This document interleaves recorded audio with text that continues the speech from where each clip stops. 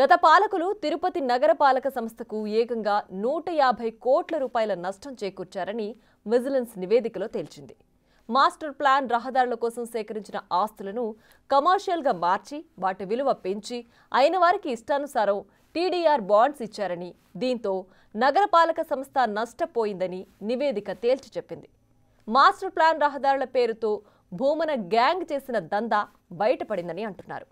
ఈ స్కామ్లో భూమనతో పాటు పలువురు వైసీపీ నేతలు, ప్రభుత్వ యంత్రాంగం మెడకు ఈ ఉచ్చు బిగుసుకోవడం ఖాయమట.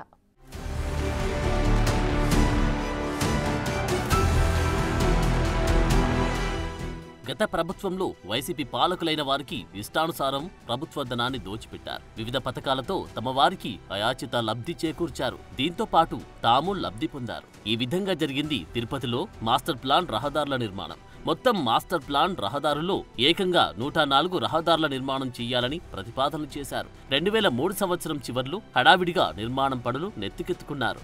ఇందులో భాగంగా 23 రహదారుల నిర్మాణం పూర్తి చేశారు.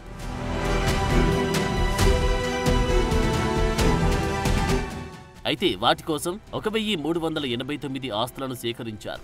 వారికి పరిహారం ఇవ్వడానికి నిధులు లేకపోవడంతో టీడీఆర్ బాండ్లు ఇవ్వడం మొదలుపెట్టారు. అక్కడే అస్సలు మతలబు జరిగింది. ఆ రహదారులు వేస్తుంది తమ ఆస్తుల విలువ పెంచుకోవడానికి అని అప్పట్లో విమర్శలు వచ్చాయి. దానికి తగ్గట్లుగానే వైసీపీ హయాంలో రహదారులు వేసిన ప్రాంతాలలో ఆ పార్టీ కీలక నేతలైన సజ్జల రామకృష్ణారెడ్డి, పెద్దిరెడ్డి రామచంద్రారెడ్డితో పాటు స్థానిక నేతలు, కార్పొరేటర్లు, చివరికి గల్లీ నేతల ఆస్తులు కూడా ఉన్నాయి. కొత్త రహదారులు వేయడం పుణ్యమాని వాటి ధరలు పెరిగిపోయాయి.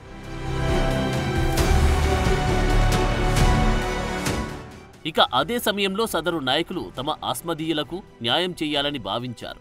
అందులో భాగంగా రెసిడెన్షియల్ ఏరియాలను సైతం కమర్షియల్గా మార్చివేశారు. అందుకుగాను తమ వారితో అప్పటికప్పుడు రహదారి వేస్తున్న ప్రాంతాలలో కమర్షియల్ షెడ్స్ వేయించడం లాంటి కార్యకలాపాలు చేయించారు. చిన్నపాటి హోటల్స్ పెట్టించారు. వాటిని చూపించి ఆ ఏరియా మొత్తం కమర్షియల్ లెక్కలతో రికార్డులు తయారు చేయించారు. ఆ విధంగా వారు చేయడంతో పెద్ద ఎత్తున నగరపాలక సంస్థ ఖజానాకు నష్టం వాటిల్లింది. దానికి తోడు రిజిస్ట్రార్ కార్యాలయంలో అధికారులతో మార్కెట్ వాల్యూ పెంచి అంచనాలు వేశారు.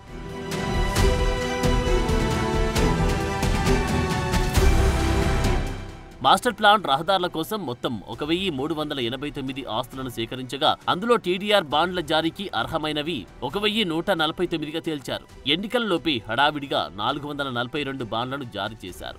ఇంకా 707 ఆస్తులకు సంబంధించి బాండ్లను జారీ చేయాల్సి ఉంది. అప్పట్లోనే వీటిపైన టీడీపీ పెద్ద ఎత్తున విమర్శలు గుప్పించడంతో వాటిపై అప్పటి మున్సిపల్ ప్రధాన కార్యదర్శి అయిన లక్ష్మి విచారణకు ఆదేశించారు. దాంతో మిగతా స్థలాలకు టీడీఆర్ బాండ్లు జారీ చేయలేకపోయారు. జారీ చేసిన టీడీఆర్ బాండ్ల విలువ 850 కోట్లు కాగా అందులో అనవసరంగా 150 కోట్లు పెంచారని, వాస్తవ విలువ 700 కోట్లుగా విజిలెన్స్ తేల్చెప్పింది. మొత్తం వ్యవహారంలో కీలక పాత్ర పోషించింది మాజీ ఎమ్మెల్యే భూమన కరుణాకర్ రెడ్డేనంట. భూమనతో పాటు ఆయన కుమారుడు మాజీ డిప్యూటీ మేయర్, గత అసెంబ్లీ ఎన్నికల్లో పోటీ చేసి ఓడిపోయిన భూమన అభినయ్ రెడ్డితో పాటు అప్పట్లో పనిచేసిన నగరపాలక సంస్థ కమిషనర్ హరిత, టౌన్ ప్లానింగ్, నగరపాలక సంస్థ రెవెన్యూ అధికారులు దందా మొత్తం నడిపించారని అంటున్నారు. భూమన కరుణాకర్ రెడ్డి పర్సనల్ గా తీసుకుని నడిపించిన ఈ తతంగంలో ఎవరి వాటాలు వారికి ముట్టాయంటున్నారు. మొత్తం వ్యవహారంపై విజిలెన్స్ విచారణ జరుగుతుండడంతో మరింతమంది పాత్ర బయటపడే అవకాశముందట. దీనికి సంబంధించి తమకంటే రిజిస్ట్రేషన్ శాఖ సిబ్బంది ప్రధానంగా ఇరుక్కుపోతారని, తమకేమీ నష్టం లేదని తిరుపతి టౌన్ ప్లానింగ్ అధికారులు అంతర్గత సంభాషణల్లో అంటున్నారట. మొత్తం మీద మున్సిపల్ శాఖ సైతం దీనిపై అనంతపురం ఆర్జేడీ విశ్వనాథ్ ఆధ్వర్యంలో ఎంక్వైరీ చేయించింది. ఆ నివేదిక కూడా బయటపడితే ఆ కుంభకోణంలో తిమింగలాలతో పాటు చిన్నా చితకా చేపల బాగోతం కూడా బయటపడుతుందంటున్నారు.